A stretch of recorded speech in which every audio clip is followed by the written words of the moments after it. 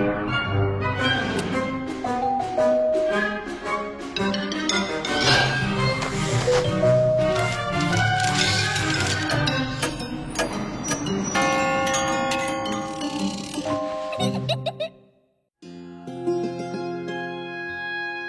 mau menceritakan kisah yang paling seram tentang seorang gadis bernama Liusha. Dia mempunyai kepercayaan mengenai tahayul. Pada suatu musim panas, gadis itu mengalami mimpi buruk. Seolah-olah seekor buaya besar sedang berjalan di jalan. Dia merasa sangat lapar. Dan buaya ini menggigit Liusha. Dia menganggap daging. Liusha bangun dengan tubuh basah. Karena keringat dingin, dia menggigit selimutnya. Dia benar-benar ketakutan. Serasa kejadian ini benar. Dia merasa sangat ketakutan. Ini benar-benar mimpi buruk yang mengerikan.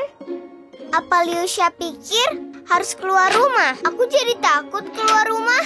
Bagaimana kalau ada buaya sungguhan di semak-semak? Aku tidak mau ditelan olehnya. Dan gadis itu pun duduk di rumah sepanjang hari. Karena dia percaya pada tafsir mimpi dan tahayul, keesokan paginya Liusha bangun pada sisi tempat tidur yang salah. Dan dia pun merasakan perasaan yang tidak enak. Di luar jendela, matahari bersinar, burung-burung pun bernyanyi. Dan suara tawa anak-anak di halaman memang bisa terdengar, tapi tetap saja ada yang salah. Kemudian gadis itu melihat dirinya sendiri di cermin.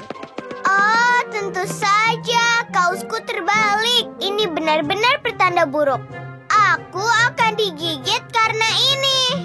Aku tidak akan melangkah keluar dari rumah. Mungkin ada seorang perampok menunggu di taman, bermain dan seorang perampok berkaki satu di sebelahnya.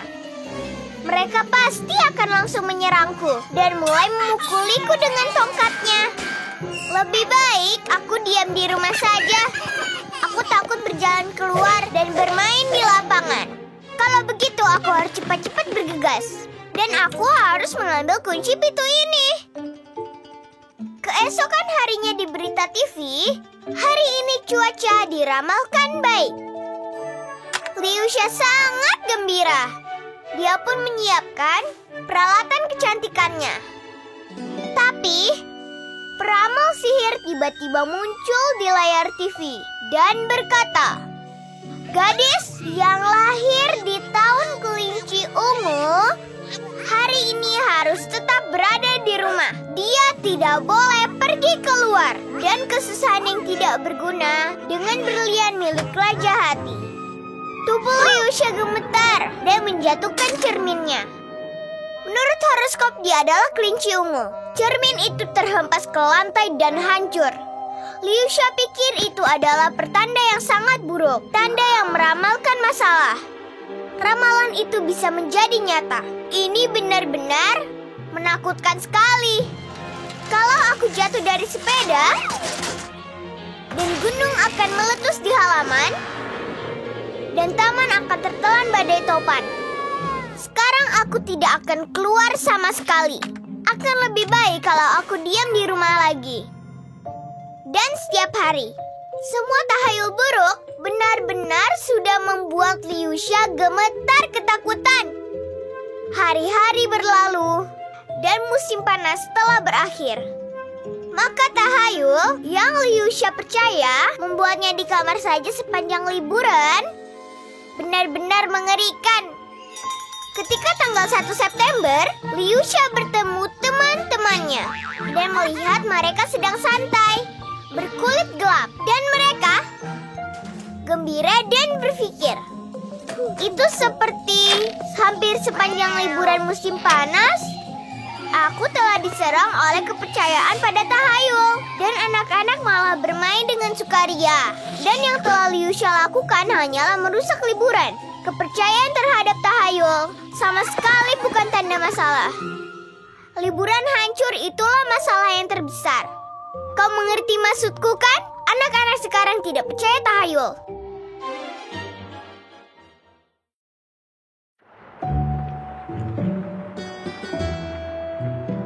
Memang aneh, tapi orang punya ketakutan yang paling aneh. Benar-benar menggelikan. Kisah seram tentang seorang anak yang takut mandi. Suatu hari ada seorang anak laki-laki yang sedang naik kereta. Di sebelahnya ada perempuan tua yang bicara dengan suara keras. Dia mengatakan bahwa kalau ada yang mau ke laut melewati pelampung atau berenang ke tempat di mana dia tidak boleh berenang, maka simsalabim, lupakan semua tentang orang itu.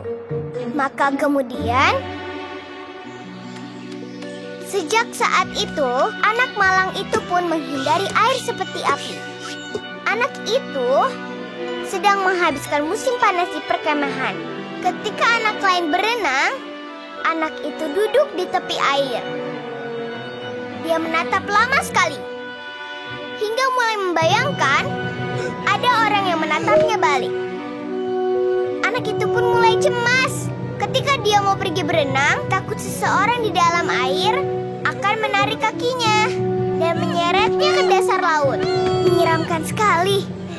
Jadi, mulai saat itu anak ini pun sangat takut pada air, sehingga berhenti mencuci mukanya di pagi hari. Kemudian anak itu pun mulai berhenti untuk mencuci tangan sebelum makan. Dan akhirnya anak itu mencatat rekor perkemahan. Dia tidak mandi selama waktunya di perkemahan.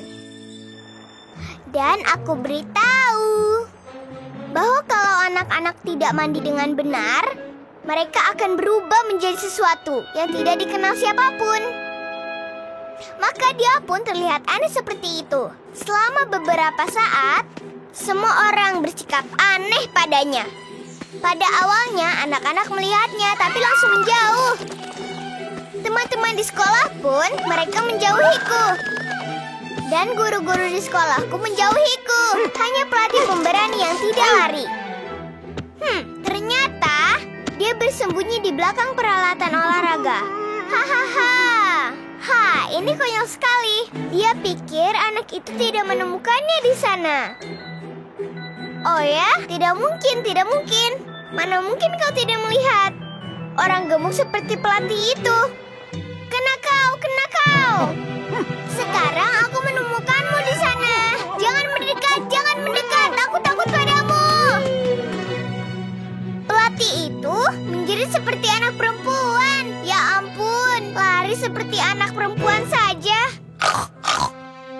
Jelas saja, karena anak itu tidak mandi. Dia berubah menjadi babi kotor yang menyeramkan. Masalahnya adalah, serigala babi itu tidak bisa tinggal di perkemahan.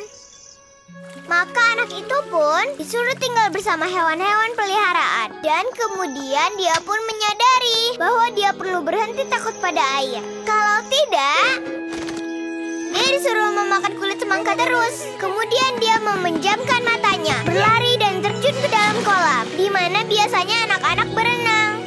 Dan sama sekali tidak ada hal menyeramkan. Lalu anak itu menjadi sangat senang dan berlari mendekati bak cuci piring. Dia memasukkan kepalanya ke air dan tiba-tiba melihat di dalam cermin bukan yang moncong babi, melainkan hidung anak kecil biasa. Anak itu pun mengambil sabun dan mulai menyabuni kuku seramnya yang terlihat seperti kuku babi. Wah, sekarang tanganku sudah bersih. Anak itu pun mulai berenang setiap hari, mencuci mukanya, menggosok giginya, dan mandi air panas setiap hari. Dan ketika perkemahan berakhir, begitu pula perubahan dari babi kotor menjadi anak baik dan bersih. Dia juara renang 100 meter gaya kupu-kupu. Dan ketika ibunya datang untuk menjemput anaknya, dia menciumnya di moncong babinya. Di hidungnya. Kau tidak boleh takut air, tapi tidak boleh menghiraukan peraturan. Anak laki-laki dan perempuan, jangan pernah berenang jauh dari tepi laut.